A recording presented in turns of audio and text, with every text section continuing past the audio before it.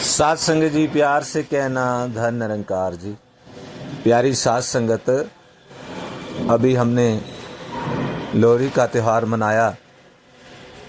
तो ये जो संत महात्मा हैं, इनके जीवन में हर एक्टिविटी, हर त्यौहार प्रभु के साथ जुड़ा होता है। तो ये लोहड़ी भी जो मनाई गई, लोहड़ी को यदि संधि विच्छेद इस रूप में किया जाए लोहड़ी का, कि लो हरि, हरि को ले लो, हरि का नाम ले लो, प्रभु का नाम ले लो। ब्रह्मज्ञानी संत साध संगत अवसर ढूंढता है कि उसको कैसे प्रभु का नाम लेने का अवसर प्राप्त हो, और फिर वो संत महात्मा किस रूप में वो सुंदर वो रेवड़ी और मूंगफली का ये जो प्रसाद बना करके एक दूसरे के साथ वो शरद ऋतु में अग्नि के पास में बैठ करके कैसे वो प्यार से एक दूसरे के गले मिलते हैं, कैसे प्रभु के गीत गाते हैं, कैसा सुंदर जीवन संत का आनंद है, खुशी है। उसके अंदर कोई वैर नहीं, कोई द्वेष नहीं, कोई छोटे बड़े की बात नहीं। ऐसा संत का जीवन में त्योहार होते हैं। तो ये लोहड़ी के ऊपर भी लो हरि, हरि को ले लो, यहाँ भी हरि का नाम ले लो, प्रभु का नाम ले लो। अब सत्संगत प्रभु क्या बताते हैं? प्रभु एक ही बात बताते हैं सत्संगत सबको, दूसरी कोई बात वो बताते नहीं, और वो एक ही बात हमारी समझ में नहीं आती, लेकिन संत समझ करके उसको प्रैक्टिकल रूप देते हैं।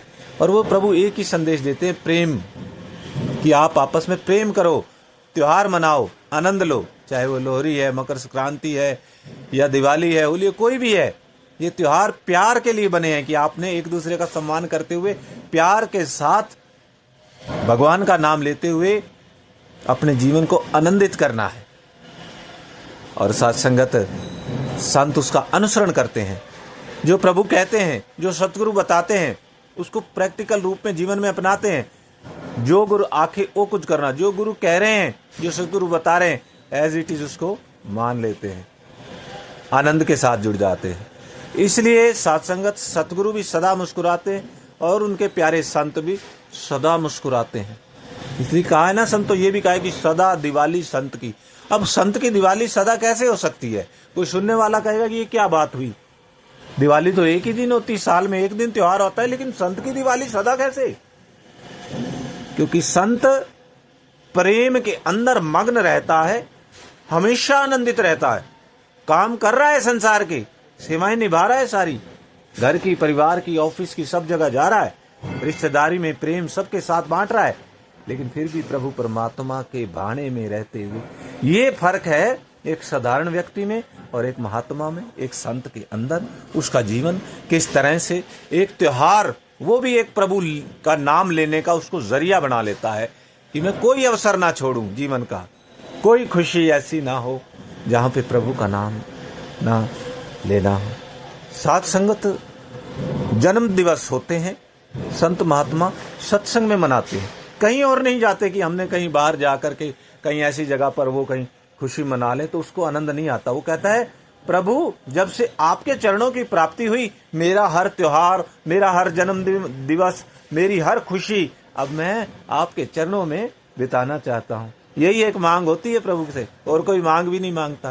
कहते प्रभु आपके चरण चाहिए। हनुमान जी को मौका मिला, कुछ मांग लो, कहते हैं आपके 2 चरण कमल तो है मेरे पास, का फिर भी मांग लो, कह रहे हैं जो आपको अच्छा लगे।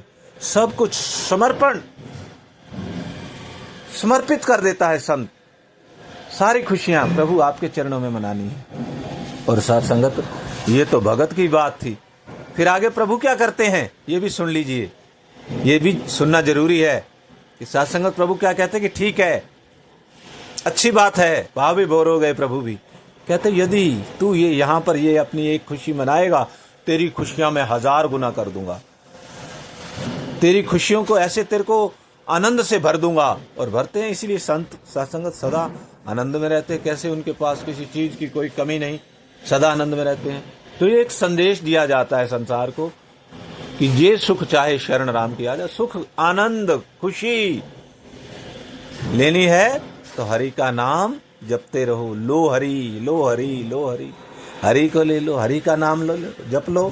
साथ संगत अवसर मिला है, मौका मिला है, जब तक शरीर में है तो इसका मूल डालने का यही, चाहे कोई त्योहार, चाहे कोई जन्म दिवस, चाहे कोई और भी विवाह है, शादियां हैं, कुछ भी है, वो प्रभु के साथ मनाने से उनकी कीमत बढ़ जाती है।